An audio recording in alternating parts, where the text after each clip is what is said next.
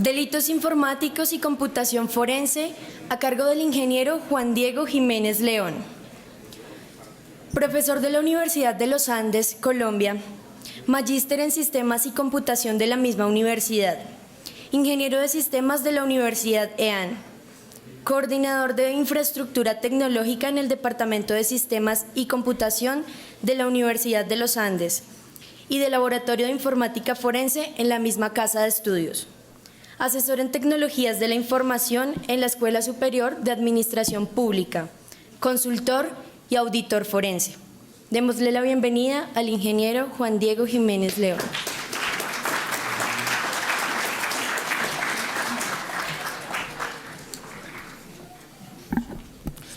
Buenos días a todos.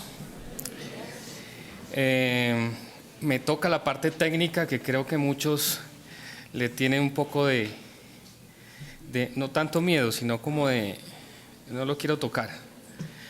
Pero bueno, ¿la idea cuál es? Hoy les voy a tratar de hablar un tema que muy probablemente lo han escuchado algunos, que ya lleva algunos años, trabajándose y que nos falta mucho por legislar aquí en Colombia y en Latinoamérica. Ya les voy a hablar de eso, pero antes les quiero hacer un preámbulo a esto que es la charla pasada. Yo estoy trabajando en una mesa de trabajo con el Ministerio de Defensa de infraestructuras críticas digitales y ciberdefensa, que va muy ligado a lo que nos acaban de comentar ahorita. Allí estamos tratando de identificar todas las infraestructuras críticas digitales que tiene Colombia.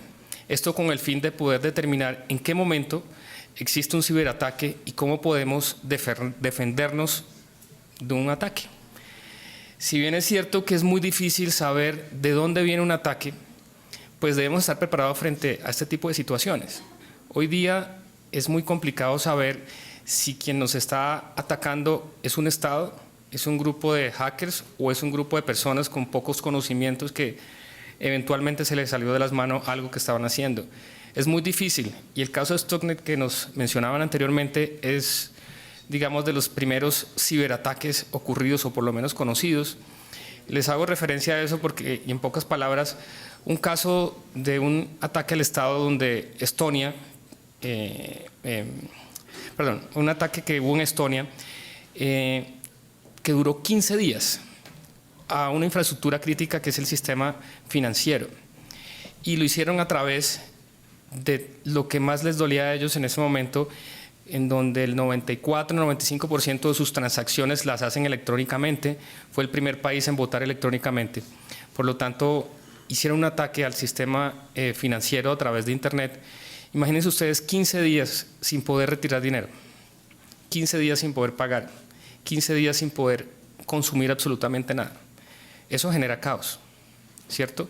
Y a eso es lo que eventualmente nosotros nos vamos a ver enfrentados muy prontamente. Esto que está pasando con Stuxnet y con algunos otros Flame o Octubre Rojo, hay muchos tipos de ataques que empiezan por el eslabón más débil, que somos nosotros. Nosotros desafortunadamente no tenemos la conciencia o la sensibilización al utilizar tecnología.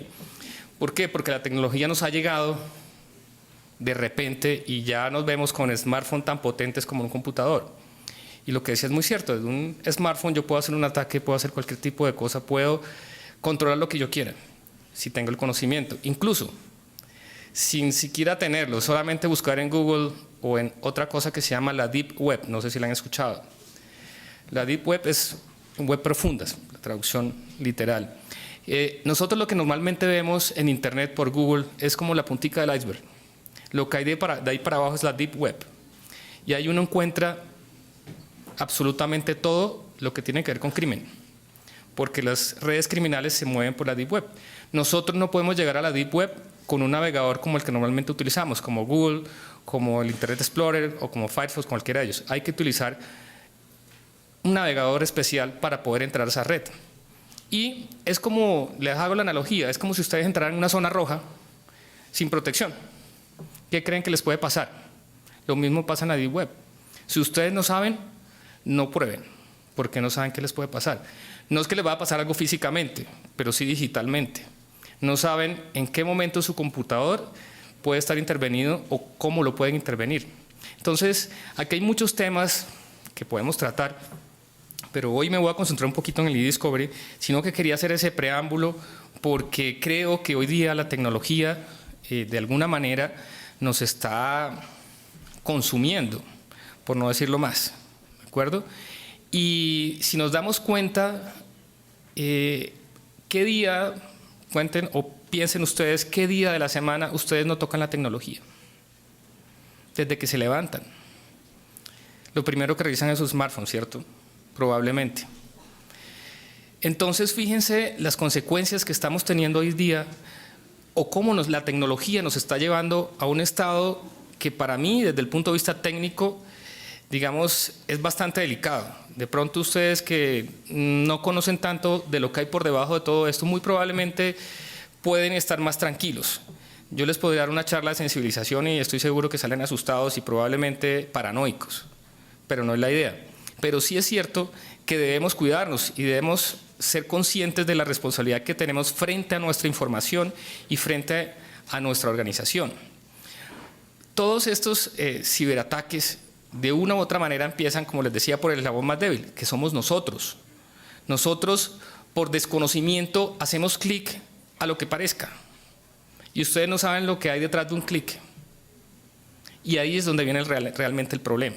Porque ustedes no saben en qué momento tienen un virus, en qué momento tienen algún tipo de artefacto, le llamo yo, se llaman. Yo tuve una charla a principios de año de un tema que se llama APTs, que son amenazas avanzadas persistentes, es la traducción. No es más que yo sé a quién tengo que atacar. Hoy día se utiliza mucho algo que se llama ingeniería social, que es cuando nosotros tratamos de hacer un perfilamiento de las personas para poder saber cuál es su punto más débil y cómo ingresar a su sistema o a cómo ingresar a la tecnología que utilice, llámese celular, llámese computador, llámese lo que sea, correo electrónico. De esa manera yo construyo un tipo de ataque dirigido a una persona y ustedes piensan, ¿a mí qué me va a pasar? Yo no tengo importancia o relevancia dentro de mi organización. Pues precisamente ese es el eslabón más débil y es el punto donde más la gente cae. ¿Por qué? Porque no saben el riesgo en el cual están generando a su compañía. Por ejemplo, un ejemplo claro, para los que tengan hijos eventualmente, si ustedes tienen su iPad o su smartphone y su niño le dice, papi, ¿me prestas tu tablet? ¿Ustedes qué dicen? No. No, probablemente dicen sí. Ustedes saben qué hace su niño en esa tablet mientras usted está, no sé, trabajando, leyendo, viendo televisión. Probablemente no sabe qué hace, qué instala, qué desinstala. Un niño no tiene de pronto la sensibilización o la conciencia de saber qué puede instalar, qué es bueno y qué es malo. ¿Por qué? Porque, digamos, no tiene de alguna forma esa mentalidad que hoy día debemos nosotros, entre comillas, tratar de desarrollar, que es prevenir o tratar de ser preventivo frente a ese tipo de situaciones. A lo desconocido, ustedes entrarían a una puerta donde no saben qué hay más allá de eso, que probablemente le puede pasar algo malo. Muy probablemente dicen, no, lo que pasa con la tecnología es que ustedes no saben las consecuencias de hacer un clic, que es lo mismo que entrar por una puerta que no saben qué hay al otro lado. ¿Sí? Con la gran diferencia que si ustedes entran a esa puerta, saben qué es lo que va a haber. Con un clic ustedes no saben qué pasó, pero están afectados. Y ahí es donde empieza realmente el problema, ahí es donde empieza realmente a generarse la cantidad de situaciones que se ven en el mundo. La gran mayoría de ciberguerras empiezan por una persona o varias personas con ataques dirigidos, que son esas APTs, que se construyen. ¿Cómo es un ataque dirigido? Básicamente lo que hago es saber un perfil de una persona, saber quiénes son sus familiares, quiénes son sus personas más allegadas, entro a las redes sociales, los que tienen las redes sociales abiertas que muestran sus fotos, muestran sus familiares, muestran sus amigos. Ojo con eso, porque ustedes no saben quién está detrás de eso, quién está detrás de hacerles un daño o un crimen, o incluso, peor aún, robarle su identidad en Internet, que recuperarla, créanme que es muy difícil. ¿Sí? O eventualmente que le roben fotos que ustedes no quieren que se vean y que por equivocación ustedes la toman en el celular y tienen que automáticamente cada foto que yo la tomo, subo a Instagram. Entonces, ese tipo de cosas hay que cambiar un poco la mentalidad frente a eso. No todo lo que nosotros, o sea, nuestra vida privada ya no se volvió privada, ya es pública. Y eso lo aprovechan los ciberdelincuentes para precisamente armar ese tipo de amenazas a las personas. ¿Cómo? Yo conozco el entorno en el que se mueve esa persona y eventualmente lo que yo hago es enviar, bueno, hay muchas técnicas, enviar un correo a nombre de un conocido. Mira estas fotos que te mandé, o revisa, mira este archivo que te mandé, que es cualquier explicación que le genere confianza. Ustedes dan clic, eventualmente abren el archivo, pero no saben, aparte de abrir el archivo, qué más hacen en su computador. Y en ese momento ya quedan interceptados, o yo puedo hacer algo que se llama Command and Control, que lo que yo hago es tener control total de su computador. Fácil y sencillo, aún más sencillo.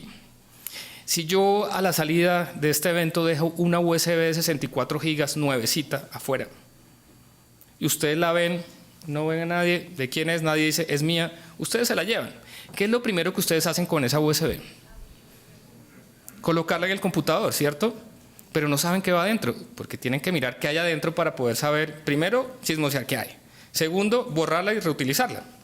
¿Sí? Normalmente el común haría eso. Pero lo que no saben es que una USB yo la puedo infectar y con solo conectarla les puedo instalar algo a ustedes, sin que ustedes se den cuenta. Y en ese momento perdieron el control de su equipo, porque yo lo estoy controlando. Y ustedes no se dan cuenta, ustedes siguen trabajando, ustedes ven sus ventanas normales, ven los procesos normales, ven todo normal. Pero yo soy dueño de su computador. Y peor aún, al ser yo dueño de su computador, ese computador yo lo puedo meter en una red que es, digamos, internacional, que son unas botnets se llaman. Son redes que prestan servicios, algo que se llaman crimen como servicio, crimen as a service. ¿Qué es eso? Yo puedo comprar poder de cómputo en internet para atacar. ¿Sí? La hora me la cobran, qué sé yo, necesito 100 computadores o 1000 computadores por una hora atacando a tal parte. Entonces, dentro de esos 1000 o 100 computadores está el suyo y usted ni cuenta se da, porque ya usted en un momento determinado no tuvo la precaución de examinar primero la USB. Y ahí es donde empiezan todos los grandes ataques y cómo se propagan de esa manera. Uno de los ataques, Stuxnet como tal en Irán, una planta nuclear en donde tienen un sistema totalmente aislado al sistema administrativo. Es una red completa que no tiene acceso a internet. ¿Cómo creen ustedes que yo puedo vulnerar esa red si no tengo acceso físico para poderla de alguna manera vulnerar?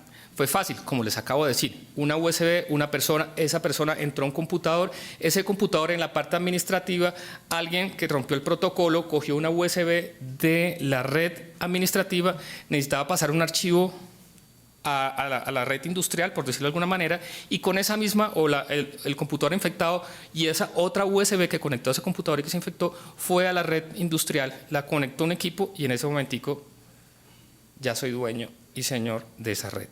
Entonces es fácil, fíjense que el tema probablemente lo muestro muy fácil porque así es, el que tiene el conocimiento de alguna manera tiene el poder de hacer lo que sea con la tecnología. Esa era una introducción que quería hacer y que lo que les voy a hablar ahorita es la base. Yo voy un poco más allá de los cibercrímenes, porque yo lo que les voy a mostrar aquí es, de alguna manera, este tipo de procedimientos, cómo nos ayudan como evidencia frente a cualquier tipo de situaciones. Yo quiero empezar con un video para marcarlos un poquito en contexto de lo que está pasando en la realidad actual.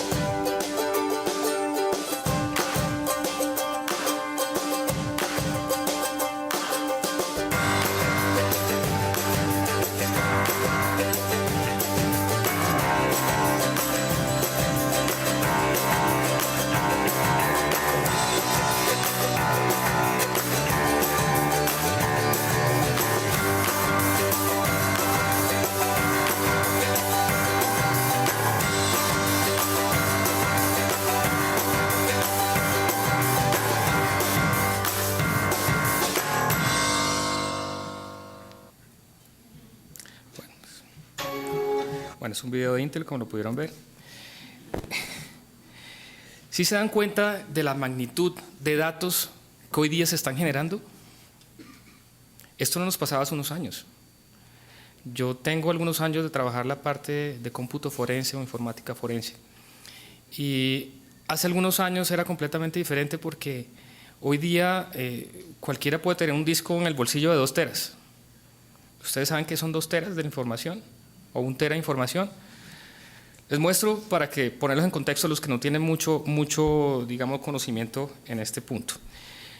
Un byte es un carácter, por eso el título es un byte a la vez, no todo el tiempo como veníamos acostumbrados en la parte de cómputo forense, que para nosotros era más importante, entre más tengamos mejor, pero hoy día entre más tengamos es peor, porque no sé qué tanto tengo que analizar, ¿de acuerdo?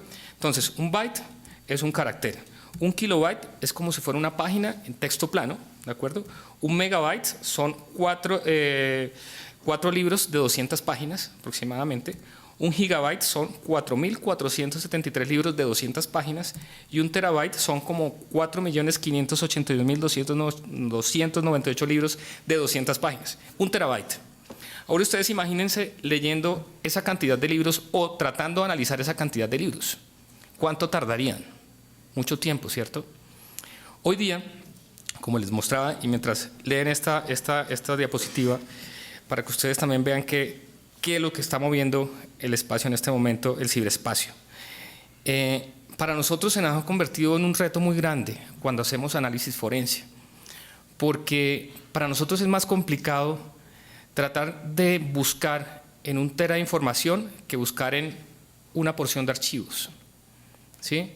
Es mucho más fácil buscar, es como si yo les dijera a ustedes, búsquenme, incluso en este salón, iba a decir el edificio, en este salón se me perdió un alfiler.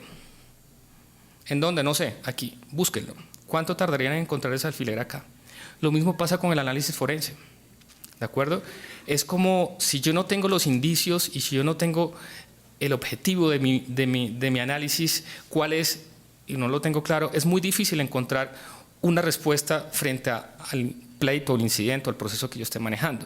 Por lo tanto, en la medida que pasa el tiempo, vamos a tener más y mejores tecnologías, más y mayores capacidades que nos ponen retos que de una u otra manera para nosotros que somos la parte técnica de todo este proceso son complicadas, porque imagínense ustedes nada más si yo tuviera que hacer un análisis en Facebook, se dieron cuenta 6 millones de páginas en 1 minuto visitadas, imagínense los registros que dejan cada visita quedan guardados. Imagínense yo hacer un análisis de esos registros. Si cada minuto tengo 6 millones de registros, multipliquen eso por un día. ¿Cuántos registros diarios serían? Si yo tuviera que hacer un análisis en Facebook, no sé, de algún incidente que suceda con una persona X, ¿cuánto me tardaría yo en hacer ese análisis? Entonces es mucho más complicado cuando tengo tanto volumen para poder hacer un análisis. De tal manera que para eso está este término que hoy día les quiero explicar, que es el e-discovery, que me permite de una u otra manera reducir un poco esa búsqueda que de una u otra manera puede estar ligada a un proceso y que eventualmente me pueden requerir.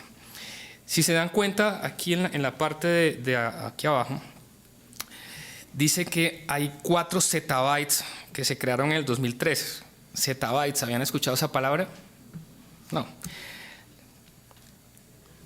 Un zettabyte son 1 billón de terabytes. Y ya sabemos que es un terabyte, ¿cierto? Multipliquen el numerito de 4 millones alguito de libros por 1 billón de veces. Y luego eso lo multiplican por 4. ¿Sí? Esa es la cantidad generada en el 2013 de datos. Ahora, datos medibles.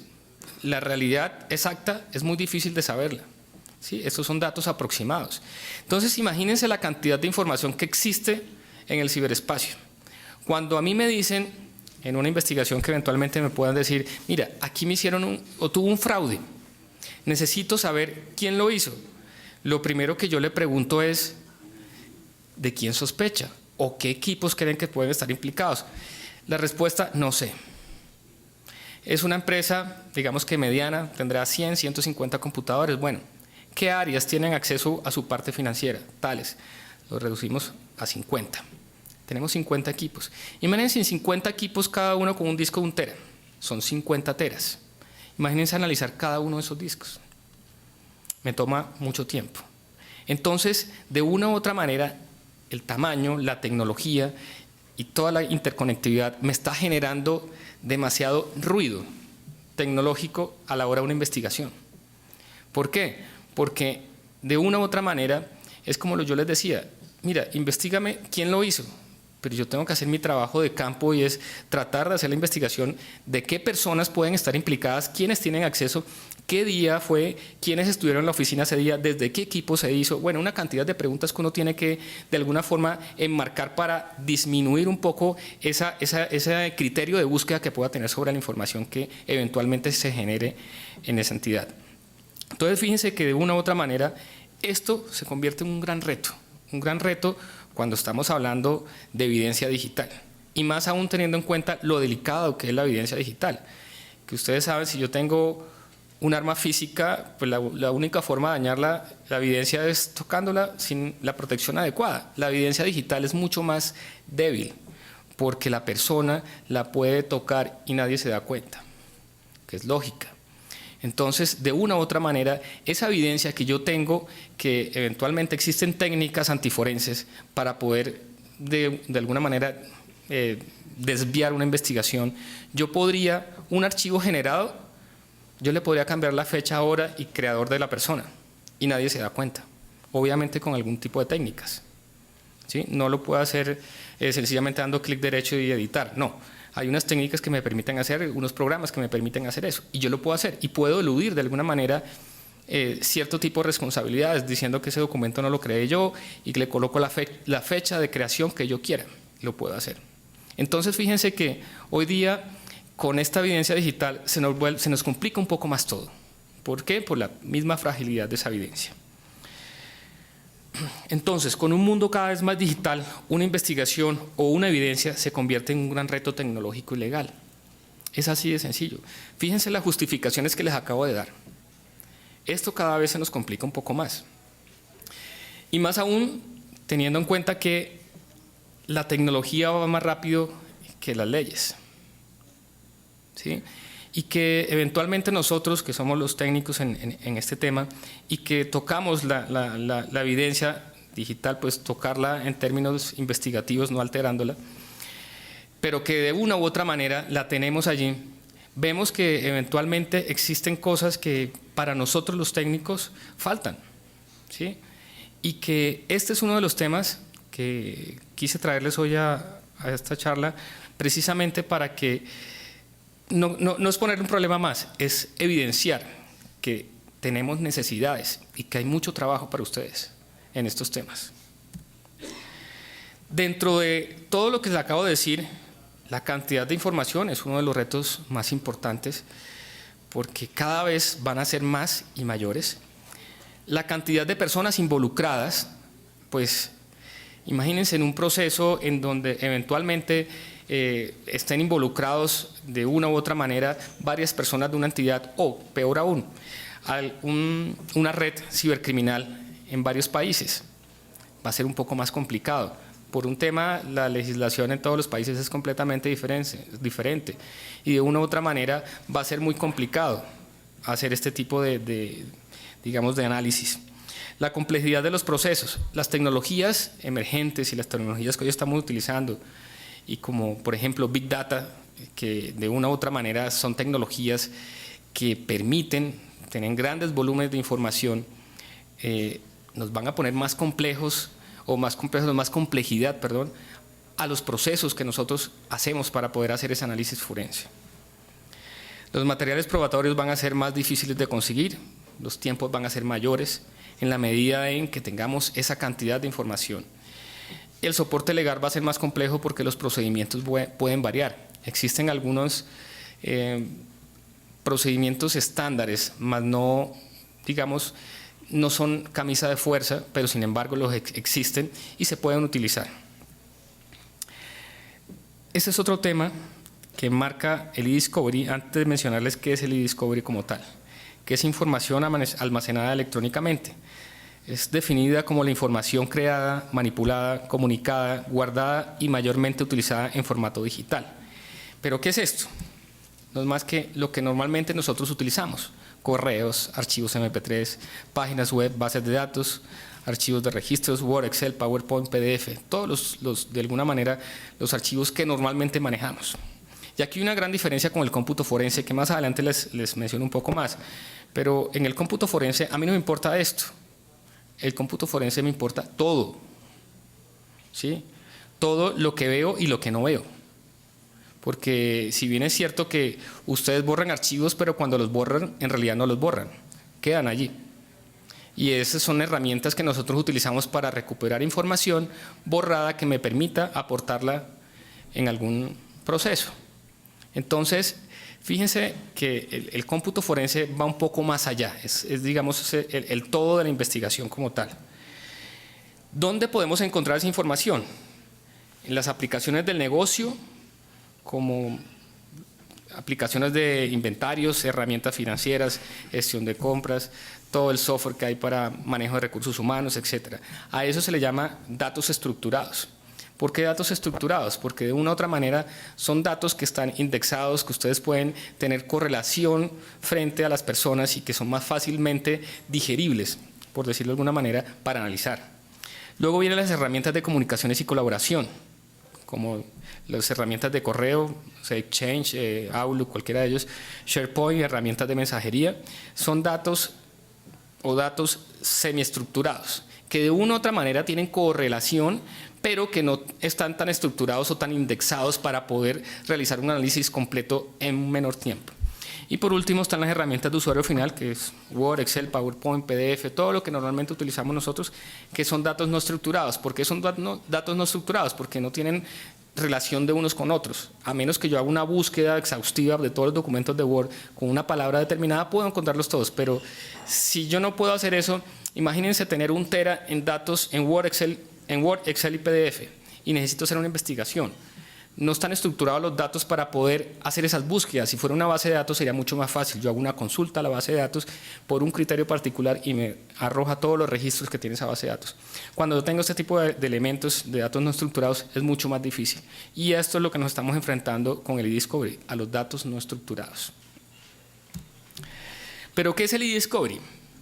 Es un procedimiento legal en el que se busca, localiza, asegura y examinan datos electrónicos con la intención de usarlos como evidencia en un caso legal, civil o criminal. El eDiscovery puede llevarse a cabo offline, fuera de línea, en una computadora particular o se puede hacer en una red. Es decir, si yo tengo mi portátil sin conexión a la red, fíjense que lo que yo quiero buscar aquí, ¿qué es? Esto que está acá, ¿sí? Este es mi objetivo, de una u otra manera.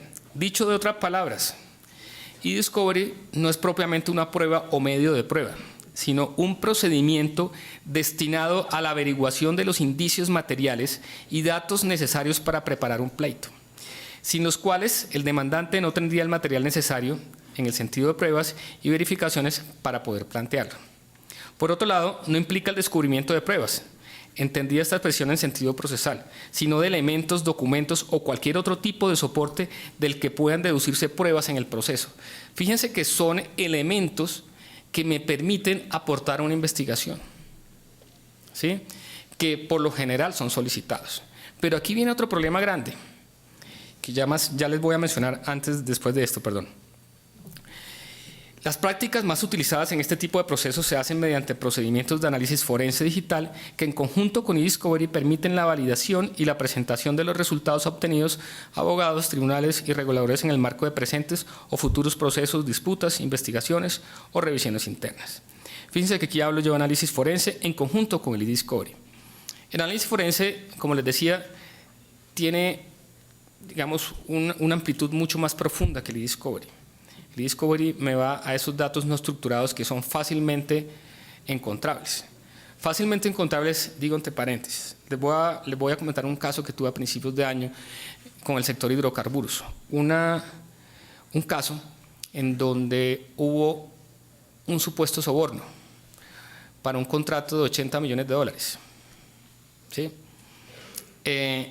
Estaban buscando un documento ocurrido en el 2009. tienen información guardada no por, digamos, por protección más bien a su información que otra cosa.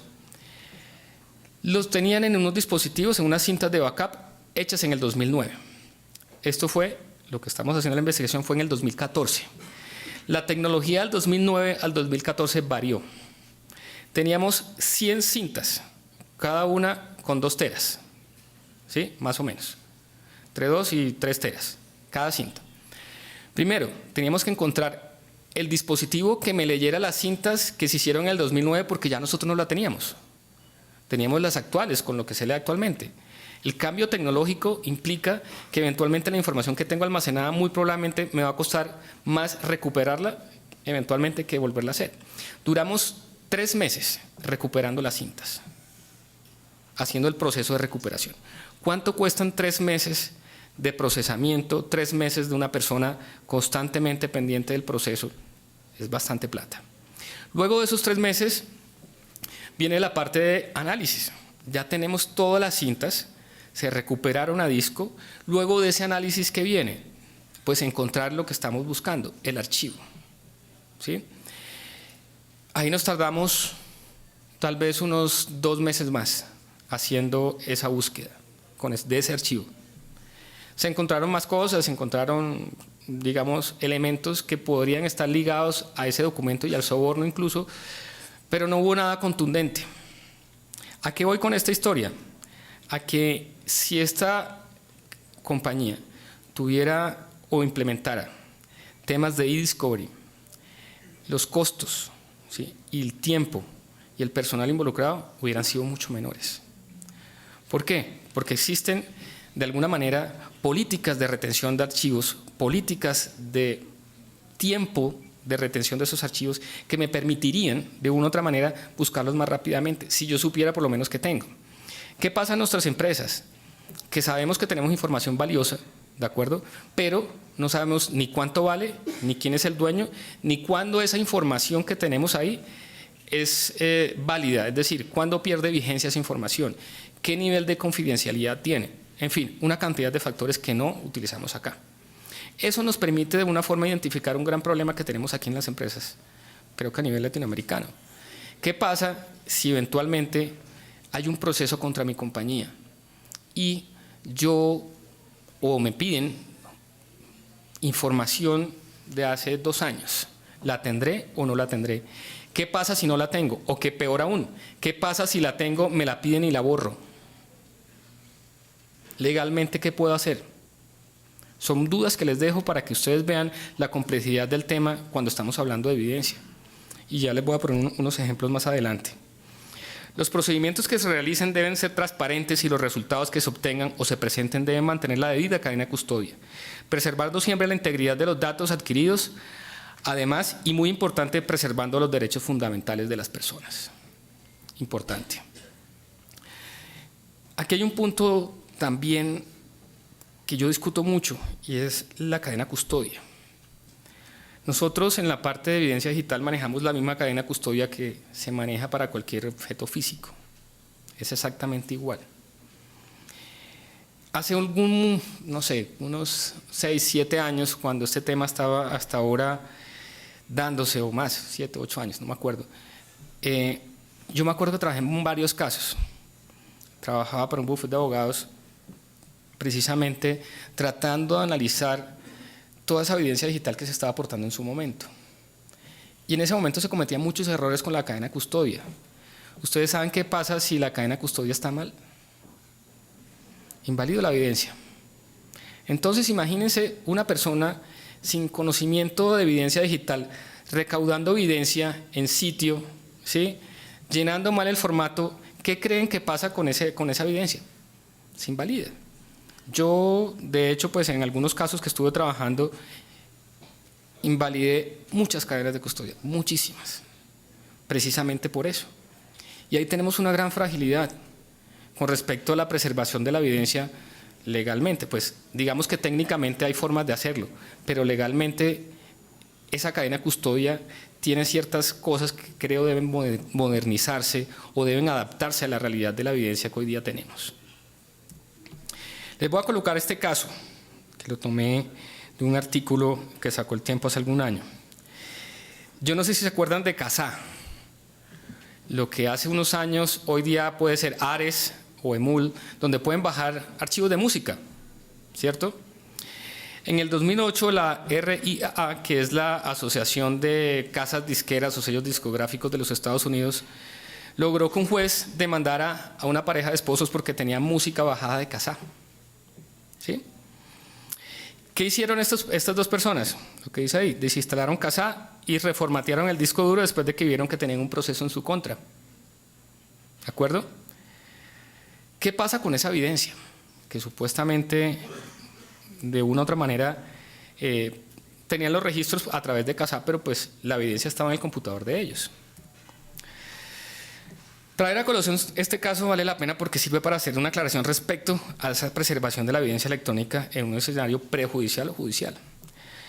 Cuando ya se ha iniciado un proceso judicial o la parte sabe o sospecha que hay al menos un riesgo de que se inicie un proceso judicial en su contra, inmediatamente debe suspenderse la política de retención documental en todo lo que tenga que ver con el objeto del litigio. ¿Qué es esto? Debe evitarse que los documentos sean físicos o electrónicos, sean modificados o eliminados. Nosotros actualmente, ¿alguien nos obliga a no borrar la información?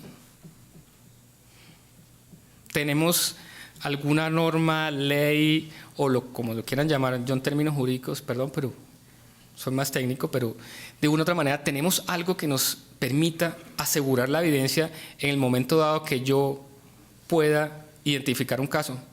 Ejemplo, Colombia, Interbolsa, hace poco, ¿cierto?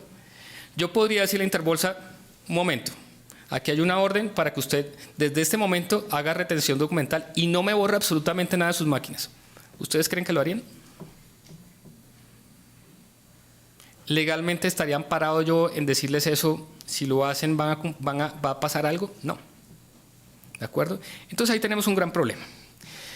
Entonces aquí dice, y se evita que esto ocurra a través de un simple litigation hold, que no es nada distinto a una orden usualmente dada por el abogado del departamento legal de la compañía, que tiene que necesariamente ser acatada por todos a los que puedan aplicar y detener en forma inmediata la política de retención y destrucción de documentos con relación con el asunto. Obviamente eso no es nuestro, esto es de Estados Unidos. En el sistema legal americano tienen reglas claras relativas a la recaudación, a la guarda y la presentación de evidencia digital en procesos civiles y penales. Los abogados envían cartas de preservación a quienes van a demandar indicándoles que deben evitar de manera inmediata la destrucción o modificación de todos los documentos relacionados. Si la parte a ser demandada ignora las cartas de preservación, si aprovecha esa carta para desaparecer evidencia en forma intencional, las cortes americanas pueden imponer multas muy grandes. Hay un caso que pasó con una fabricante de vehículos, fue 2002, 2003 más o menos, una demanda por un accidente que tuvieron por una falla del vehículo. Y los afectados colocaron la denuncia pertinente, se hizo una investigación, se le pidió la información a la casa fabricante de todos los planos y especificaciones y ellos alegaron que no la tenía y borraron toda la información. Les colocaron una multa de $8 millones por ese pequeño detalle. Entonces, este tipo de mecanismos nos ayudaría muchísimo. O sea, yo les dejo a ustedes inquietudes para que eventualmente puedan desarrollar algo en esta parte, porque creo que esto nos puede ayudar muchísimo en muchos aspectos, ¿sí? No sé hasta qué punto, pero pues sí podría ser interesante tener este tipo de mecanismos que nos permitan garantizar de alguna forma la preservación de la evidencia en el tiempo.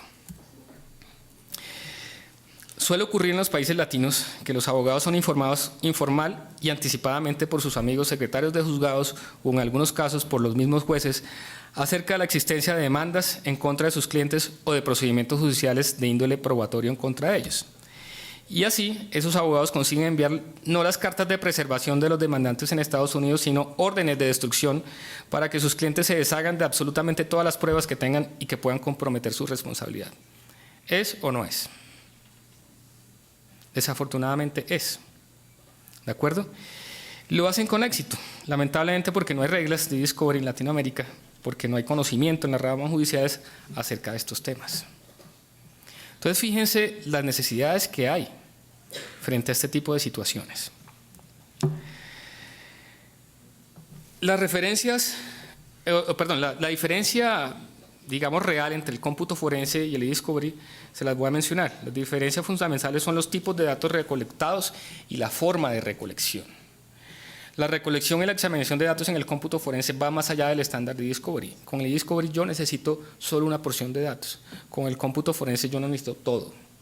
Es como hacer una analogía.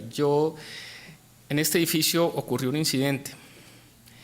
Lo mando a clausurar única y exclusivamente porque necesito hacer la investigación. El cómputo forense es lo mismo. Yo tomo un disco, que es el edificio, y lo tomo y lo guardo y lo pongo en custodia para poder hacer el análisis de algo que está allá adentro. ¿De acuerdo? Pero si nos vamos a la realidad, yo podría clausurar este edificio y les voy a poner la analogía. Yo tengo un servidor que presta mis servicios, es el core de mi negocio, es lo principal de mi negocio. Y en ese servidor hay un incidente y resulta que tengo que hacer un análisis forense. Si para poder hacer el análisis forense me toca sacar de línea el computador prácticamente, dejar de producir el computador. Por cada minuto que yo deje de producir puedo estar perdiendo, qué sé yo, pongámosle algo relativamente barato, $10, $100, qué sé yo, por cada minuto que esté prendido. Una imagen forense de un disco duro de 1 tera se puede estar demorando aproximadamente, dependiendo del tipo de herramienta, entre 6 u 8 horas. Entre 6 u 8 horas sin producir ese equipo, que es el core de mi negocio, por fuera, la página, todo por fuera. Ahora vamos al edificio. Yo clausuro el edificio para hacer la investigación, ¿sí? ¿Cuánto me puede tardar en hacer la investigación acá? Probablemente esté focalizado en esta sala, sí.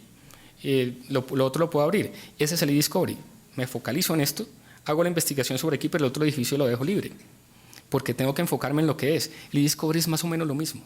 El e-discovery es, bueno, yo tengo una investigación, hacia dónde van los indicios y qué necesito yo para aportar como prueba al proceso, dentro de todo el marco grande de evidencia que puedo tener. Ese es el e-discovery. Y aquí hay una comparación un poco más técnica entre el cómputo forense y el e-discovery. El proceso de recolección para el cómputo forense es bit a bit. ¿Qué significa eso? Resulta que cuando yo voy a hacer una imagen forense, ¿sí? Una imagen forense no es una foto, una imagen forense es digamos, una abstracción de toda la información que tiene el disco duro, la que se ve y la que no se ve. Acuérdense que hace un rato yo les mencioné que la información que nosotros borramos en realidad no se borra. Incluso la información que nosotros digitamos, en algunas ocasiones cuando estamos, qué sé yo, en Facebook o estamos chateando, estamos haciendo cualquier otra cosa, hay algunos fragmentos de esa información que se va a la memoria RAM. ¿Saben qué es la memoria RAM? ¿Más o menos? ¿Sí? Bueno, la memoria RAM es una memoria de intercambio que me permite agilizar un poco más el proceso interno del computador para que se vea más eficiente y más veloz. Pero para que pase eso, el computador tiene que escribir allí. Y es una memoria que si ustedes apagan el computador, se pierde. O sea, lo que está guardado ahí. Mientras esté prendido, ahí está esa información. Entonces, resulta que con esa imagen bit a bit y otros términos que no quiero entrar en tecnicismos, podemos recuperar información que incluso estuvo en un momento guardada en la memoria RAM, que ahora está en el disco duro por otro tipo de procedimientos internos que hacen los sistemas operativos, y podría recuperar información borrada, información que estaba, no todo un chat completo, pero sí información que puede estar en un chat, pedazos o fragmentos digamos, de páginas visitadas, etc. Eso es una imagen bit a bit, es una copia idéntica de un disco duro, idéntica, uno a uno cada uno de los bits. El bit es la unidad más pequeña, acuérdense que son ceros y unos. Luego viene byte, que son 8 bits. Un byte es un carácter, ¿sí? Cualquiera que sea. Y en el e-discovery solo es una copia, no es una imagen, es sencillamente coger un archivo, copiarlo y pegarlo acá. En los tipos de datos recolectados, lo que decía, el cómputo forense hace o recolecta datos accesibles y datos inaccesibles, que son los inaccesibles, son los elementos que fueron borrados en algún momento pero que aún persisten en el disco duro. Para el e-discovery solo lo que veo es lo que puedo aportar.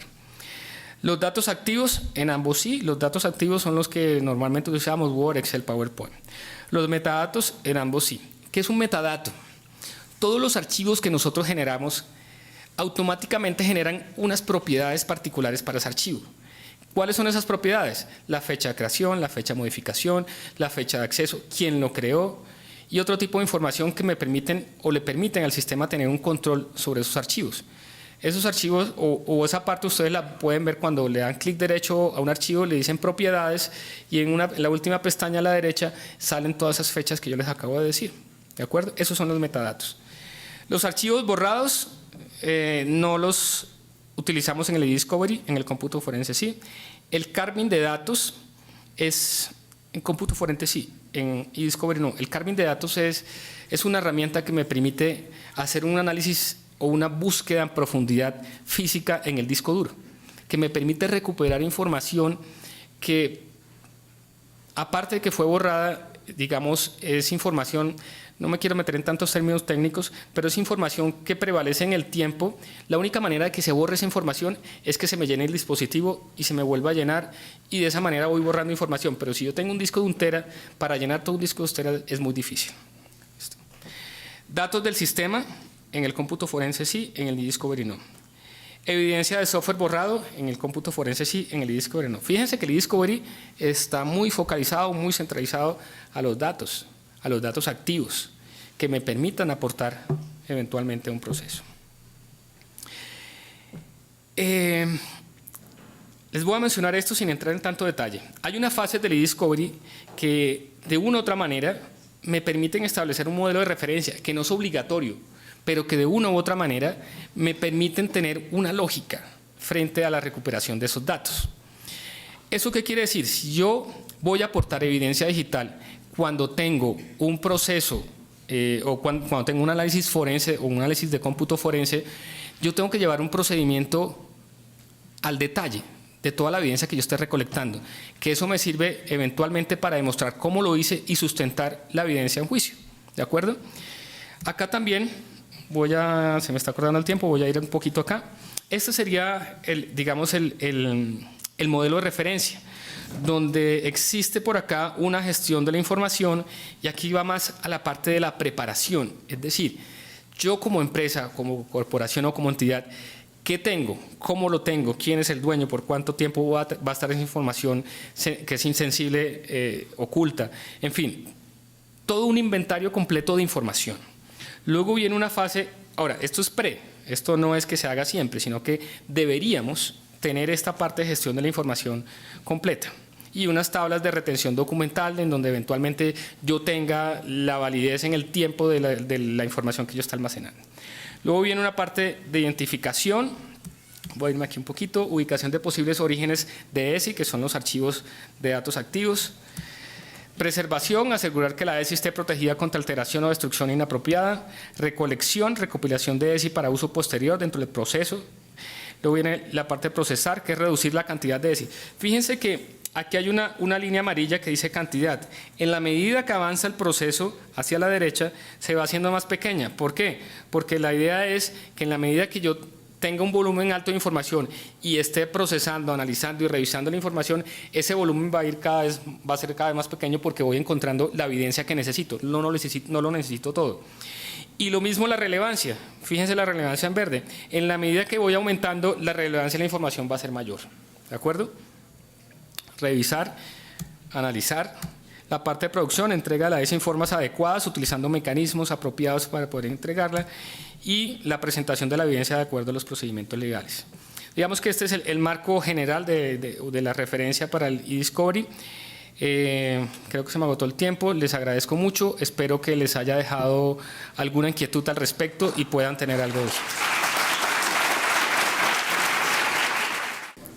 Criminalidad informática y derecho penal. Una reflexión a partir de los desarrollos legales colombianos, a cargo del profesor doctor Fernando Velázquez Velázquez. Doctor en Derecho y Ciencias Políticas de la Universidad de Antioquia. Investigador becado por la Fundación Alemana Alexander von Humboldt y el Instituto Max Planck de Derecho Penal Extranjero e Internacional de Friburgo de Brisgovia. En la actualidad se desempeña como abogado en ejercicio y director de la especialización en Derecho Penal y del Departamento de Derecho Penal de la Universidad Sergio Arboleda, donde también es profesor de Derecho Penal y director del Grupo de Investigación Emiro Sandoval Huertas. Es autor de diversos libros y artículos en los temas de su especialidad, conferencista invitado a varias universidades nacionales y extranjeras, miembro activo de varios comités editoriales y consejos consultivos en publicaciones nacionales e internacionales. Démosle la bienvenida al doctor Fernando Velázquez Velázquez.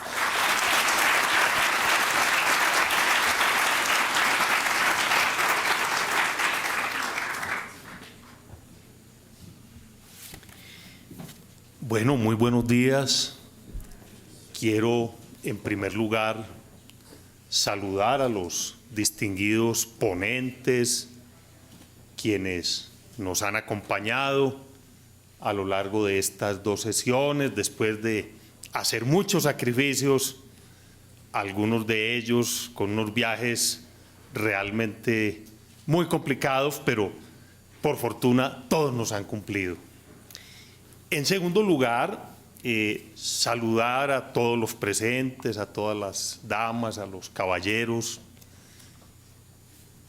Tenemos personas que han venido incluso desde otros países a tomar parte en este congreso. Para estas personas, nuestro más cálido saludo. Y no en último lugar, sino en primer lugar, a mi muy querida esposa, aquí presente, a quien quiero dedicarle esta intervención. Bueno,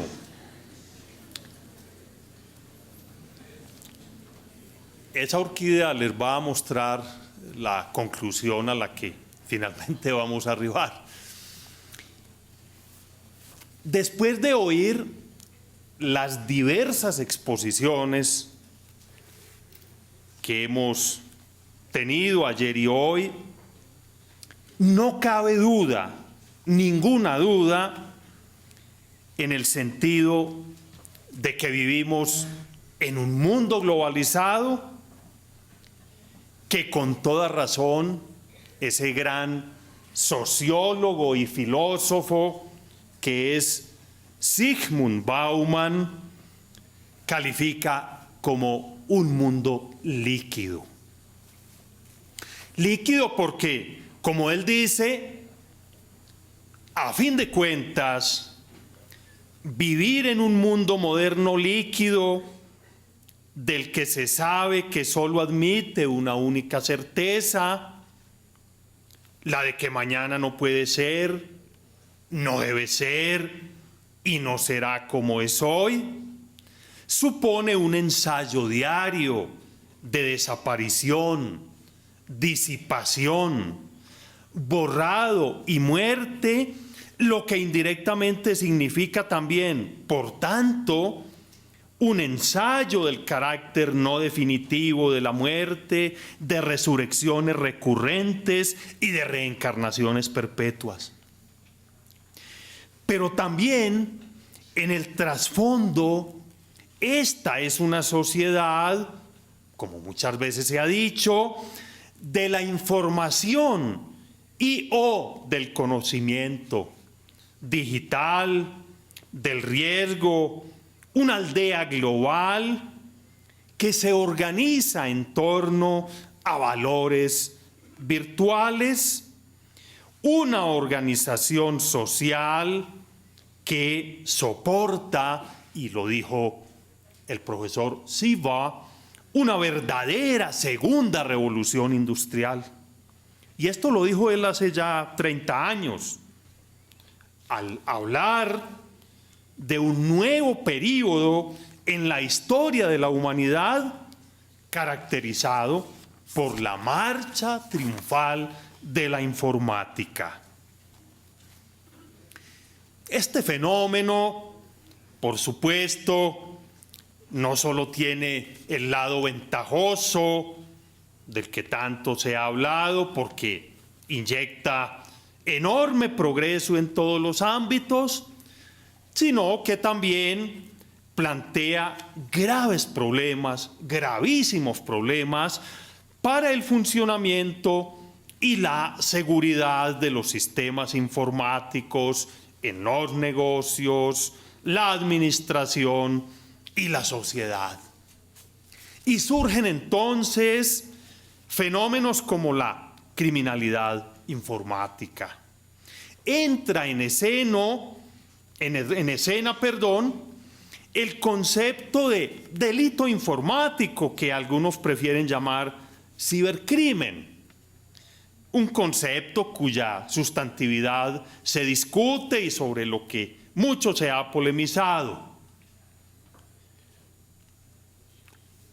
Esta nueva modalidad, si así se le puede llamar, de infracción a la ley penal, tiene también unas características especiales, la permanencia del hecho, su repetición y automatismo, su extensa y elevada lesividad, las dificultades de averiguación y de comprobación, el elevado volumen de la cifra negra, el distanciamiento temporal y su anulación especial, la indeterminación del ámbito geográfico, su cada vez más creciente frecuencia, el anonimato de los autores, la facilidad de comisión y, para acabar de ajustar, se ciñe a unos principios muy distintos a los que animan a la criminalidad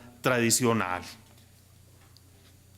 Sin embargo, para poder entender de mejor manera los alcances de este asunto, es bueno desde ya distinguir la delincuencia informática propiamente dicha de la delincuencia que se puede cometer a través de medios informáticos. Esta exposición, en plan de contribuir al necesario debate, se ocupa entonces, en primer lugar, de mostrar los influjos, y ya algunos de ellos han sido conocidos por ustedes gracias a las maravillosas exposiciones que hemos escuchado, los influjos de la legislación internacional en la legislación interna. En segundo lugar, queremos mostrar, grosso modo, porque el tiempo realmente es breve, los desarrollos legales sobre el asunto, con especial énfasis en el título 7 bis del Código Penal. En fin, queremos luego poner de presente los vacíos y los yerros que se observan en este ámbito, no solo en el plano sustantivo, sino en el procesal, y queremos invitar entonces al final a un debate a profundidad sobre las materias que nos ocupan para poder emprender una verdadera lucha contra estas formas de criminalidad, para que el tema no sea mero papel mojado. Pues bien, ocupémonos en primer lugar muy brevemente de la influencia internacional.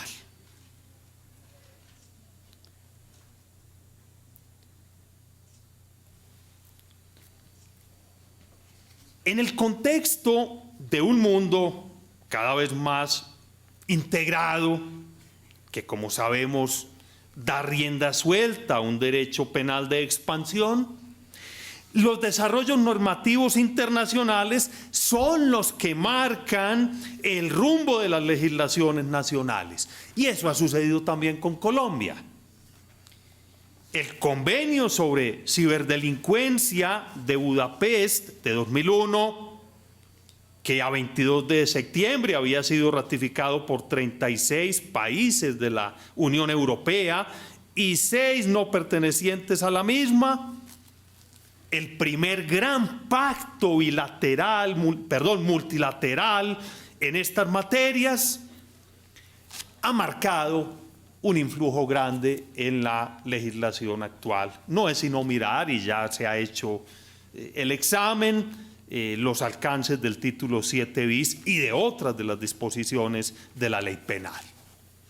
Y al lado de él, quien lo creyera, las diversas directivas, decisiones marco que se han adoptado en el seno de la Unión Europea. Son derecho interno europeo, pero también inciden entre nosotros.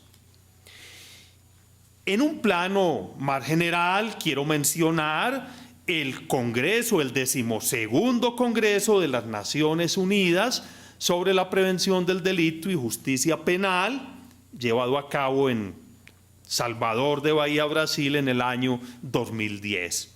Y en un plano más local hay que mencionar la resolución AG-RS 2004 de la Asamblea General de la Organización de los Estados Americanos.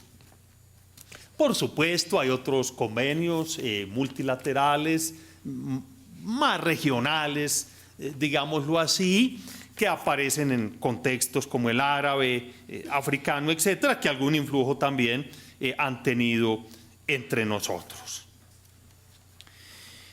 Pues bien, vamos ahora a ocuparnos de los desarrollos, Andrea, por favor, sigue, legales. Sigue. Lo primero que quiero hacer es una aproximación al tema. Miren ustedes, ya desde comienzos del milenio, el codificador nuestro, al expedir el Código Penal de 2000, había consignado algunas disposiciones destinadas a regular estas materias. No es sino examinar el alcance de los artículos originales 192, 194, 95, 99, 239 y siguientes, 265 y 286, entre otras previsiones. La ley, incluso antes del Código, la ley 527 del 99, reguló, definió y reglamentó el acceso y uso de los mensajes de datos, del comercio electrónico y de las firmas digitales, y estableció las entidades de certificación, entre otras materias. Hay que tener en cuenta también el decreto reglamentario 1747 del año 2000, que le dio fuerza probatoria al mensaje de datos. Luego aparece la ley 1273 de 2009, que como todos sabemos introdujo el título 7 bis. Pero es que el legislador siguió avanzando. En el mismo año 2009 se expidió la ley 1329, que introdujo el artículo 219A del Código Penal, por medio del cual se introdujo la utilización o facilitación de medios de comunicación para ofrecer actividades sexuales con menores, incluyendo las redes globales de información. En ese mismo año, la ley 1336, en materia de pornografía con menores, dio un nuevo tenor literal al artículo 218 del Código Penal, justamente para castigar la conducta de pornografía cuando se lleva a cabo la alimentación de las bases de datos a través de la Internet. Y aquí se produjo realmente un desarrollo legal de mucha importancia, recogiendo los instrumentos internacionales acabados de mencionar. Y ya ayer el profesor Posada Maya mencionó la ley estatutaria 1581 de 2012, por medio de la cual se dictan disposiciones generales para la protección de datos personales. Una ley equivalente a la ley orgánica española, ¿no? La ley estatutaria, muy importante.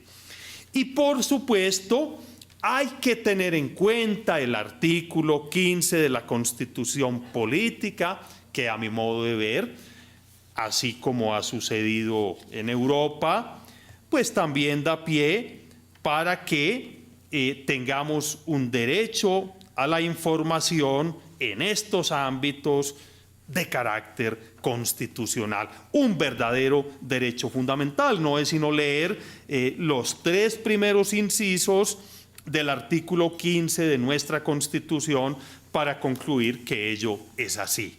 Por eso el tema que nos planteaba el profesor Picotti, por ejemplo, en la exposición de la mañana, cae muy bien en nuestro contexto porque tiene no solo asidero constitucional, sino legal. Y qué no decir, por ejemplo, de los planteos que ha hecho en España Bru Cuadrada sobre estas materias. Pues bien, vamos ahora a ocuparnos de la delincuencia ejecutada por medios informáticos, para que seamos coherentes con el distingo que acabo de señalar en la introducción. El legislador colombiano, mediante la ley 1273, no solo introdujo el título 7 o séptimo bis, sino que en su artículo 3º consignó un nuevo numeral 17 al artículo 58, que como todos sabemos prevé las circunstancias genéricas de agravación punitiva, en virtud de la cual se complementan todas las previsiones de la parte especial con un añadido del siguiente tenor: cuando para la realización de las conductas punibles se utilicen medios informáticos, electrónicos o telemáticos. Se trata, evidentemente, de una cláusula general que involucra 3 saberes diferentes: la informática, la electrónica y la telemática. Y con esa sola cláusula general, de un plumazo, se modificó absolutamente toda la parte especial del Código Penal, porque a partir de esa declaración legislativa, cualquier infracción a la ley penal se puede llevar a cabo utilizando este tipo de medios. Ese es un cambio trascendental que muchas veces no hemos captado. Pues bien, hecha esta precisión, quisiera ahora que nos detuviésemos brevemente, porque los temas para debatir son muy amplios, ya se hicieron algunas precisiones por los ponentes y a mí me toca casi que hacer una exposición de cierre en las delincuencias informáticas propiamente dichas y en el título 7 bis. El título contiene 2 capítulos.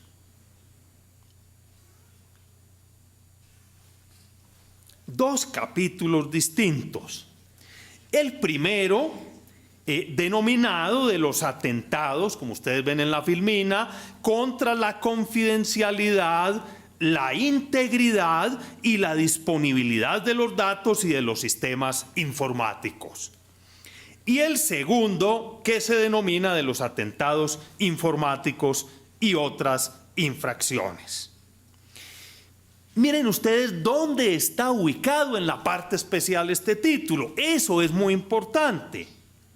Fíjense que aparece luego del título 7º destinado a los delitos contra el patrimonio económico.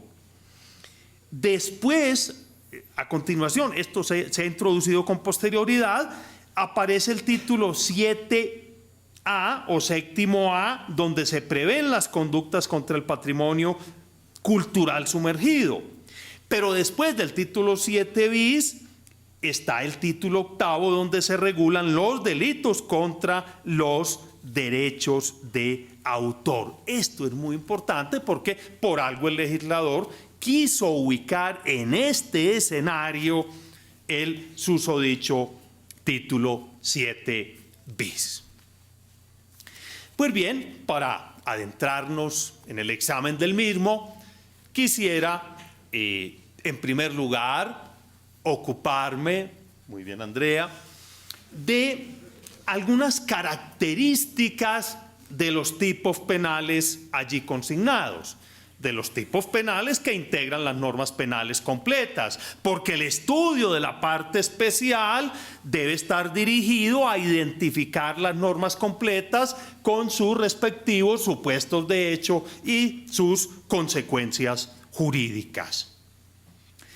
La primera gran dificultad cuando se aborda esta materia es tratar de precisar cuál o cuáles son los bienes jurídicos que allí se tutelan. El legislador pretendió decirlo con la denominación dada al apartado. Fíjense ustedes, se habla de la protección de la información y de los datos. Sin embargo, si algo está claro, es que no solo la información y los datos, y creo que debe adjetivarse, informáticos, son los que se tutelan, sino que también allí se amparan otros bienes jurídicos como la libertad, la intimidad, que ya vimos es un derecho fundamental, el patrimonio, el orden económico-social, la fe pública, etc. Esto nos permite concluir que estamos enfrente a tipos penales pluriofensivos y que al estudiarlos se hace indispensable hacer siempre las correspondientes matizaciones y llevar a cabo una clara concreción del sustrato material del correspondiente bien jurídico, con la advertencia de que la información y los datos, como muy bien lo ha dicho Rovira del Canto en su famoso trabajo sobre esta materia, es un bien jurídico colectivo de carácter económico-social y no solo individual, que se suma a esos otros bienes jurídicos tradicionales ya enunciados, que también pueden ser de carácter individual o colectivo. Pero hay otra nota que debe examinarse con algún detenimiento. Miren ustedes, en contravía con la exigencia legal prevista en el artículo 11 del Código Penal, que como ustedes saben forma parte del título de las normas rectoras de la ley penal colombiana, estas descripciones típicas han sido en buena medida confeccionadas como de peligro abstracto, no de peligro concreto para el bien jurídico como lo exige la norma rectora. Lo que, ya de entrada hay que decirlo, hace muy dudosa su constitucionalidad. En efecto, si según la disposición mencionada, para que una conducta típica sea punible, se requiere que lesione o ponga efectivamente en peligro, sin justa causa, el bien jurídicamente tutelado por la ley, no se ve cómo esas disposiciones puedan compadecerse con la norma rectora, que por ende forma parte del llamado derecho penal constitucional. Con la susodicha previsión legal aparece el apotegma de lesividad y quedan erradicados en nuestro derecho penal los tipos penales de peligro abstracto. Y ello entonces supone que cuando en la parte especial se prevean figuras que en apariencia se corresponden con esa denominación, en realidad se exige que el peligro sea concreto y que el peligro concreto integre todos y cada uno de los supuestos de hecho consignados. La misma Corte Suprema de Justicia, en su sala de casación penal, así lo ha dicho. Me voy a permitir leer un pequeño aparte de una decisión del año 2009, de 21 de octubre, radicado 29.655. Dado que el legislador colombiano exige como elemento de la antijuridicidad la puesta efectiva en peligro del bien jurídicamente tutelado, necesario resulta precisar que con ello se hace referencia a que el riesgo que en concreto o en abstracto previó el legislador al emitir el tipo penal se verificó de modo real y verdadero. En fin, una conducta solo podrá ser catalogada como antijurídica cuando con ella se crean situaciones de riesgo inadmisibles, efectivas al señalado interés. Y esto entonces nos genera ya problemas dogmáticos muy serios, muy serios. A lo anterior, añádase que estos tipos penales suelen cometerse con una continuidad delictual. Y como lo ha dicho Gutiérrez Francés en su magnífico trabajo del año 2005, pues ello obliga al estudioso a hacer diversas matizaciones en materia de la unidad y pluralidad de acciones típicas. Ella habla del concurso de delitos. Amén, ¿cierto?, de que se trata de tipos de carácter permanente y adicionalmente hay que mirar el problema que crean las figuras continuadas, porque es que también estas figuras son continuadas y también aquí tenemos una problemática muy bonita en la discusión española, que es la del delito masa, que también prevé nuestro Código Penal en el parágrafo del artículo 31. A lo anterior, añádase, y las notas pues son plurales, otra más. Y es que el legislador ha acudido a técnicas jurídicas propias de los tipos indeterminados, son tipos de contenido borroso, son tipos cuya descripción comportamental es bastante compleja. Tenemos algún ejemplo de uno de los tipos que tiene 12 verbos rectores. Y claro, con ello se adelantan las barreras de protección del bien jurídico y terminan castigándose meros actos preparatorios. Y esa es, digámoslo de una vez, la tendencia reciente. La Unión Europea en el año 2013 expidió la directiva 2013/40/UE, en la cual, en tratándose de los atentados informáticos, demanda por la punición justamente de los actos preparatorios en estos ámbitos, tratando, por supuesto, de obtener una herramienta que permita librar un mejor combate contra estas formas de criminalidad. Pues bien, vamos ahora, voy a tratar de ser lo más breve que pueda, a detenernos en lo pertinente en las principales figuras. Y para ello, detengámonos, déjalo ahí, detengámonos, aunque más adelante están los artículos transcritos, los puedes. Sí. Devuélvete título 7 bis. Ahí.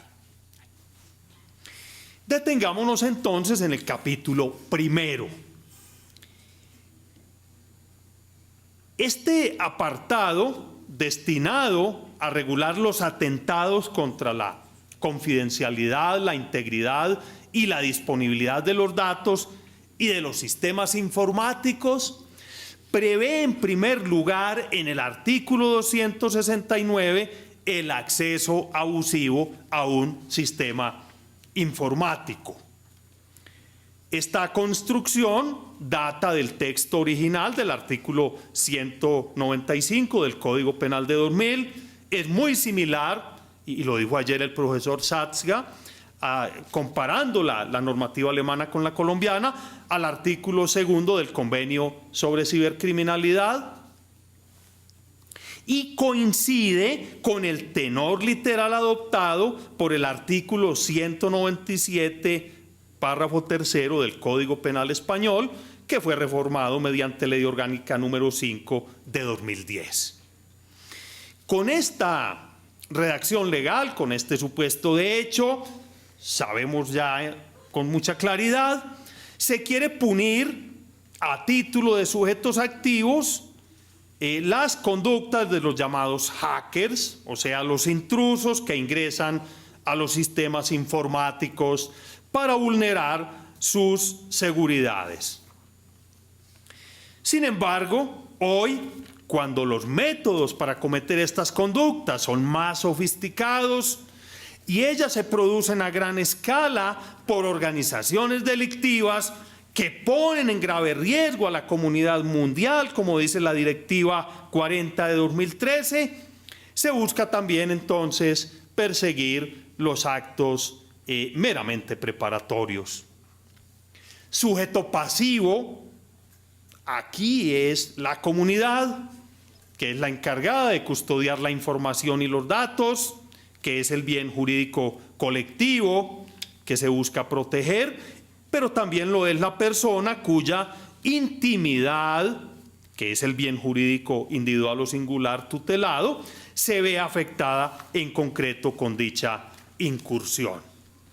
Aquí es muy importante, para efectos de precisar qué se entiende por datos informáticos, partir de la Directiva 2013-40, cuando dice que dato informático es toda representación de hechos, informaciones o conceptos de una forma que permite su tratamiento por un sistema de información, incluidos los programas que sirven para hacer que dicho sistema de información realice una función.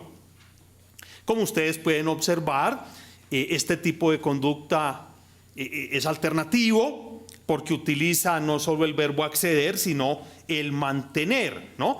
Quien acceda en todo o en parte a un sistema informático protegido y quien se mantenga dentro del mismo, contrariando la voluntad del titular del derecho. En principio se trataría de un tipo de mera conducta y que, acorde con lo señalado por el artículo 11, no se podría entender como de peligro abstracto, sino de peligro concreto.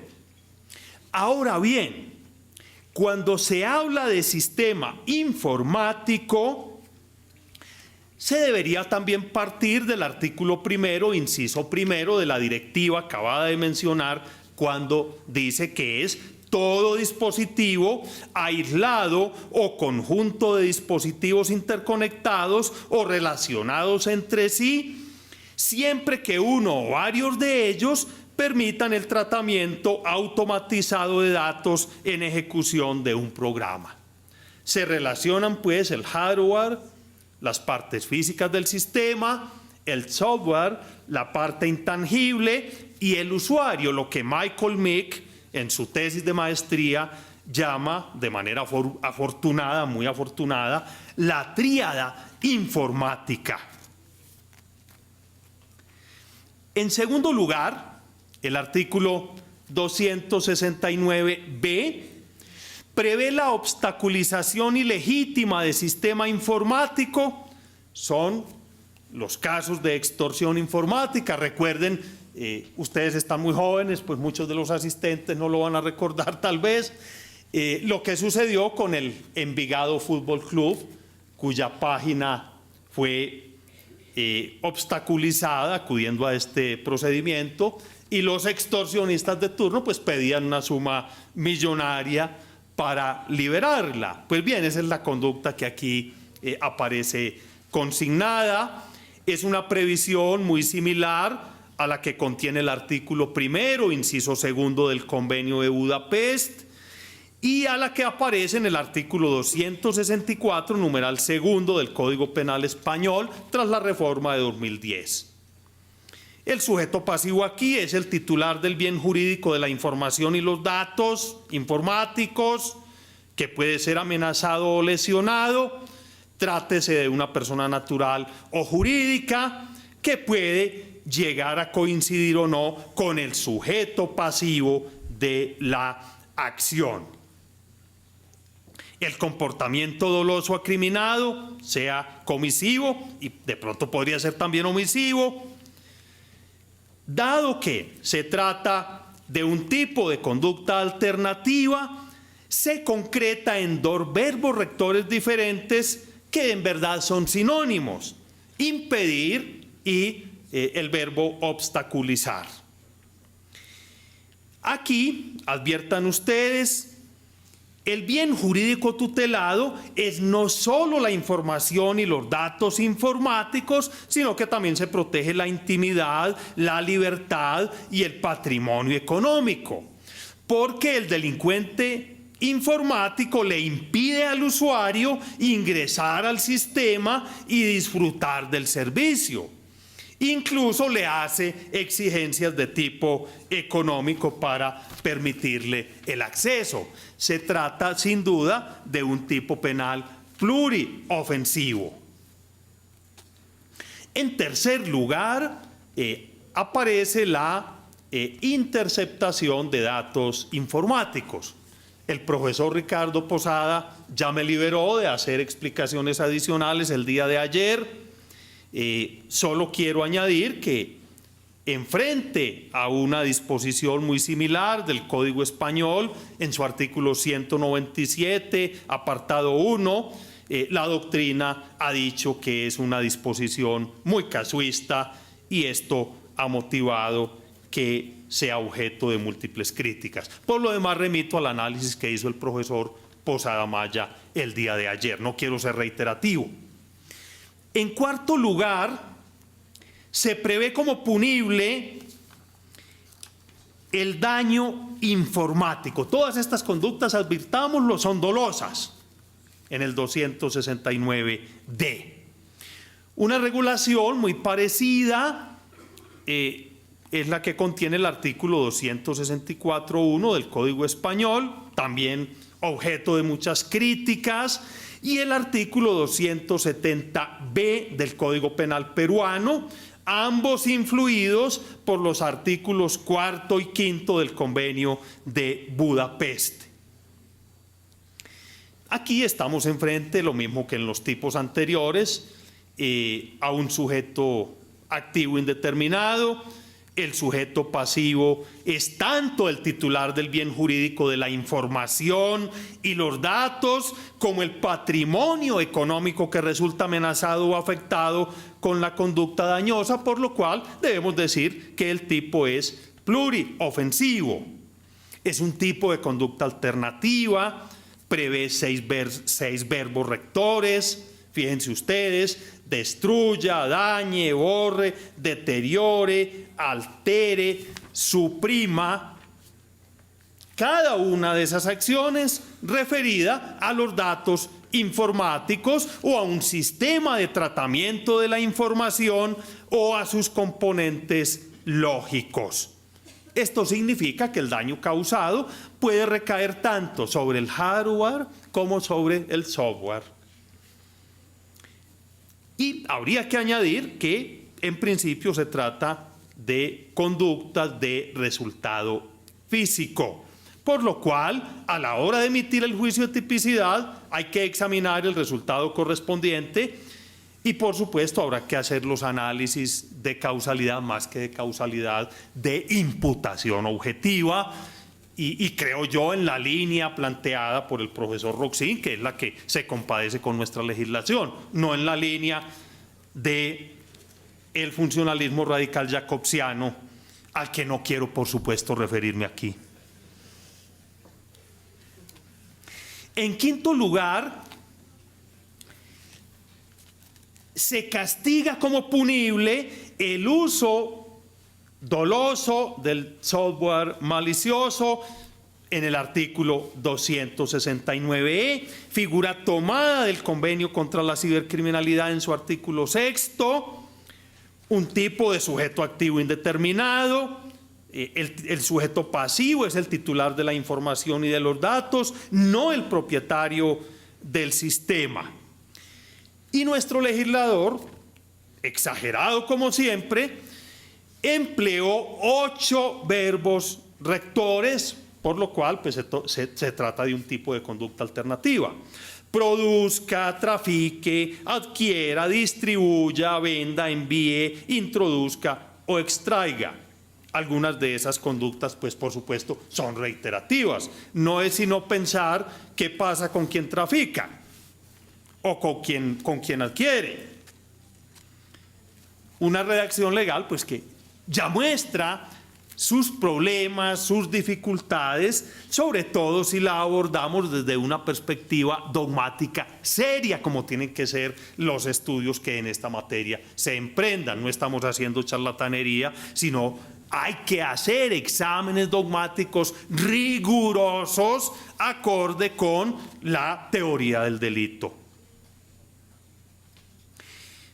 A la violación dolosa de los datos personales destina el legislador el artículo 269F.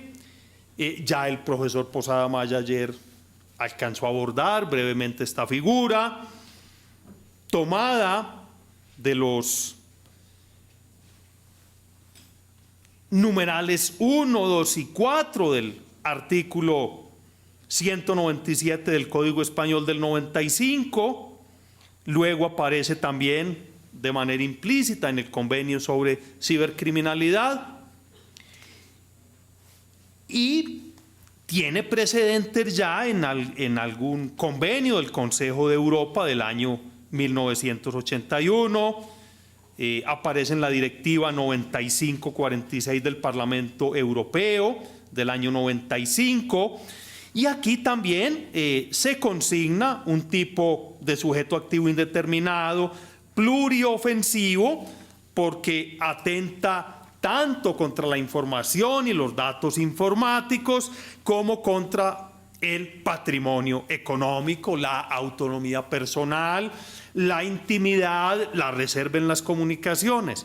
Y este es el tipo que les dije en un comienzo, pues tiene nada más ni nada menos que 12 verbos rectores. Parece para Ripley. Una conducta que se podía describir con 3, máximo 4 verbos rectores, pero no, teníamos que plasmar 12. Y con ello entonces, pues, se adelantan al máximo las barreras de protección del bien jurídico, se ponen meros actos preparatorios y tiramos por la borda, pues, todo el título preliminar que contiene el programa penal de la Constitución.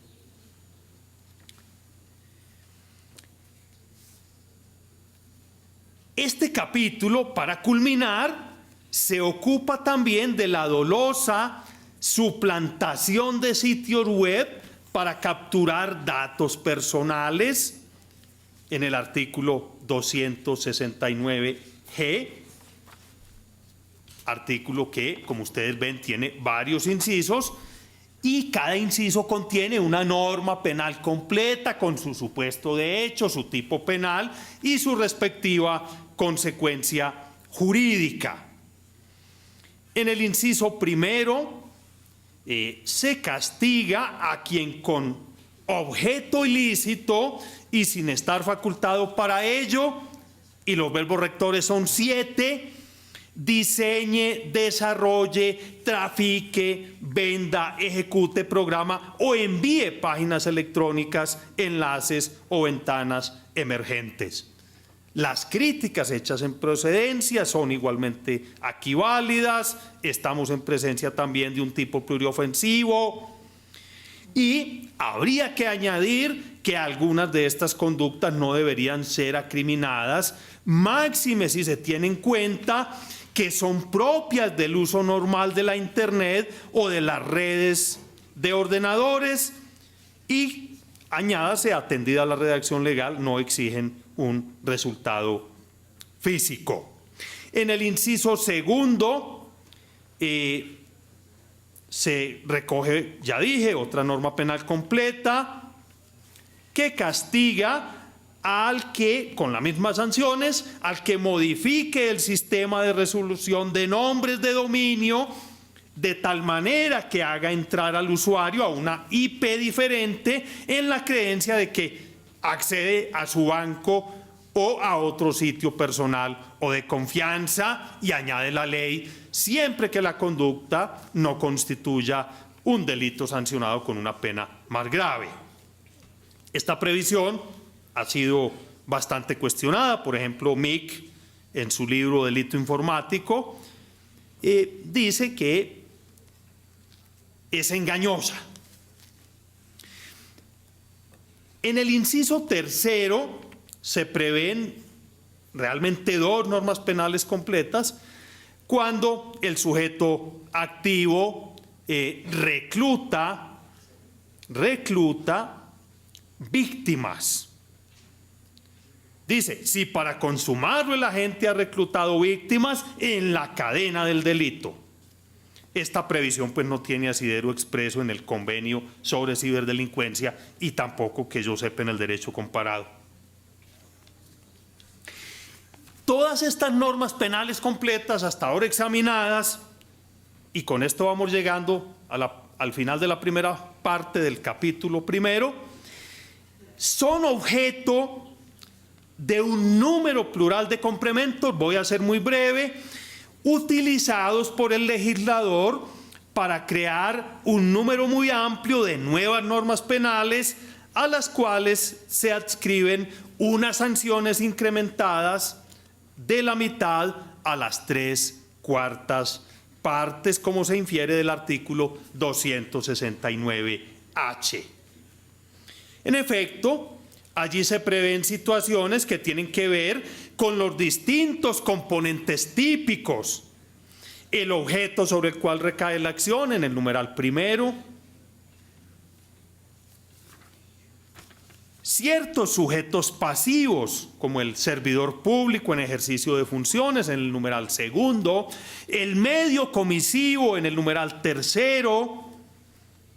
O puede suceder, como en el numeral cuarto, que el sujeto activo de una cualquiera de las conductas realice una conducta adicional, para el caso revelando o dando a conocer el contenido de la información en perjuicio de otro, o también cuando se exige un resultado adicional de carácter patrimonial, como sucede en el numeral 5, obteniendo provecho para sí o para otro, o como pasa en el numeral sexto, cuando se añaden los fines terroristas, o en el numeral séptimo, cuando se configura una verdadera modalidad de autoría mediata, o en el numeral octavo, cuando el legislador vuelve a pensar en el sujeto activo de la conducta como complemento.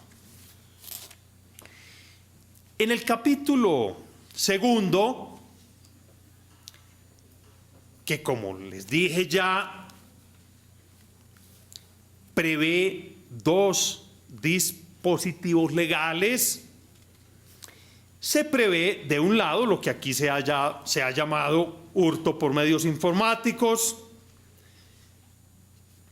una reiteración de lo que ya ha dispuesto el artículo 239 en armonía con el 240 en uno de sus numerales, que incluso ya se infiere del artículo 58 numeral 17, y aparece la figura de la estafa informática. Ya el profesor Balmaceda me relevó de la tarea en buena medida.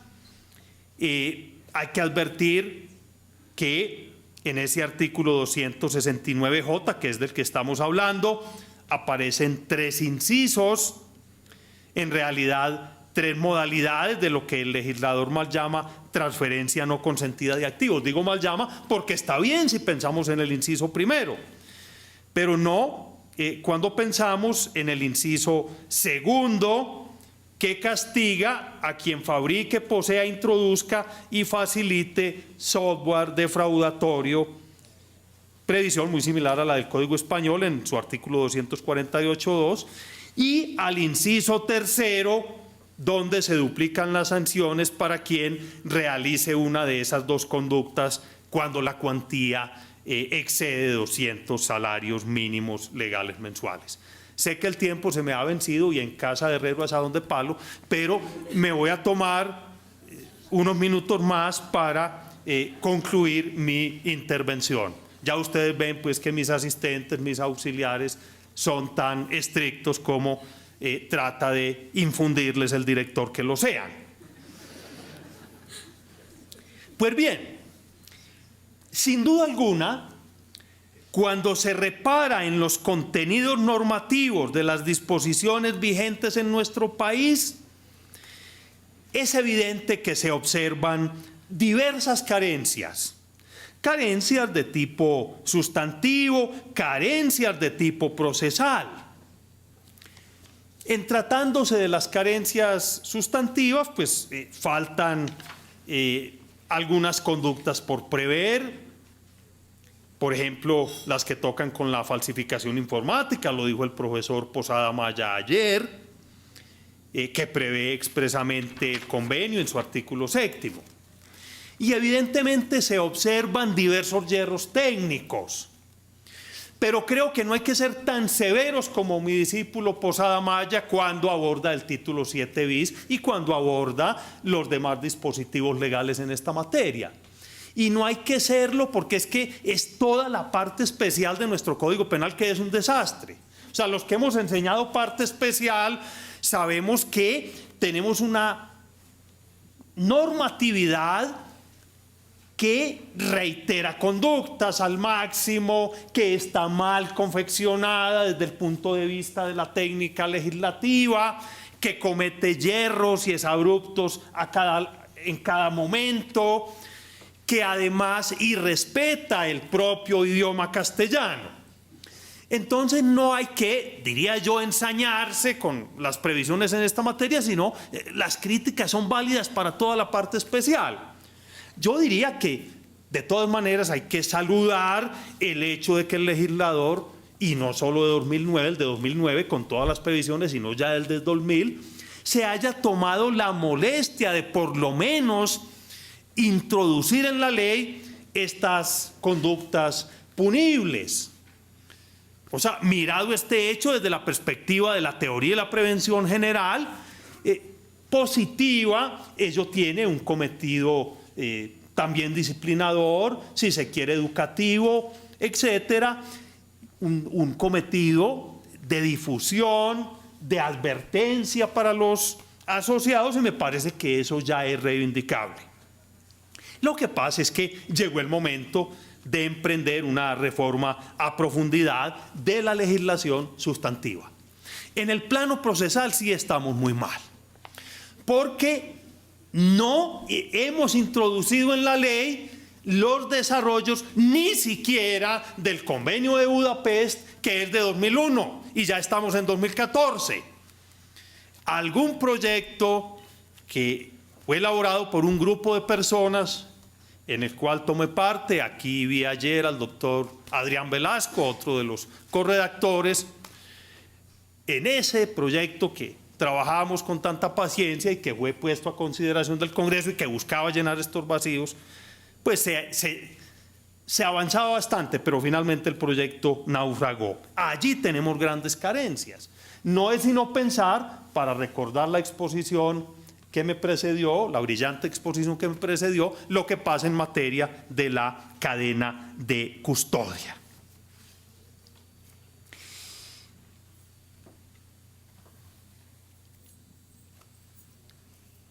Miren ustedes, fuera de esto, hay que añadir que tenemos grandes carencias a la hora de pensar en los recursos físicos, en los recursos técnicos, en los recursos materiales para combatir estas formas de criminalidad, carencias que van desde la ausencia de investigadores debidamente entrenados. No tenemos ni siquiera una policía judicial técnica unificada, porque el señor fiscal no ha sido capaz de expedir una resolución, la Constitución se lo ordena, que la unifique para pensar pues que vamos a tener una policía preparada, una policía judicial técnica preparada para combatir estas formas de delincuencia. Y entonces necesitamos también jueces, fiscales debidamente entrenados, laboratorios especializados, peritos idóneos. Sin recursos materiales es imposible pensar en que podamos hacerle frente a estas formas de delincuencia tan novedosas, tan difíciles, tan complicadas. Y miren bien, mirado el fenómeno desde la óptica internacional, pues también en el plano internacional se observan grandes vacíos. Hasta ahora, que yo sepa, hay algunos esbozos, el informe del que se habló ayer, hay grandes vacíos en materia de una política criminal global que permita enfrentar con éxito estos fenómenos. Y entonces se requiere de la colaboración global y la colaboración de empresas internacionales, de países, de organismos, tiene necesariamente que concluir con la elaboración de una convención mundial que permita adelantar esta lucha contra la cibercriminalidad, de tal manera que todos los países, todos los organismos se comprometan y de verdad emprendan la tarea. En fin, y con esto llego al final, y aquí quiero de nuevo recordar a Bauman. Como está claro que según él, la generación tecnológicamente mejor equipada de la historia humana es la más acuciada también por sentimientos como la inseguridad y la impotencia, se hace indispensable promover toda una cultura de la seguridad cibernética que no solo vele por la prevención, el tratamiento y la eficaz respuesta a este tipo de ataques, sino que permita adelantar una lucha frontal contra las diversas amenazas y la delincuencia, de tal manera que se proteja la infraestructura, se aseguren las redes de sistemas y, como lo puso de presente de forma muy dramática el profesor Ambos al mostrarnos una faceta en la que yo honestamente no había pensado esta mañana, nos ayude a construir un mejor derecho internacional humanitario. Porque es que las implicaciones que él nos ha mostrado en estos ámbitos son francamente estremecedoras. Muchas gracias.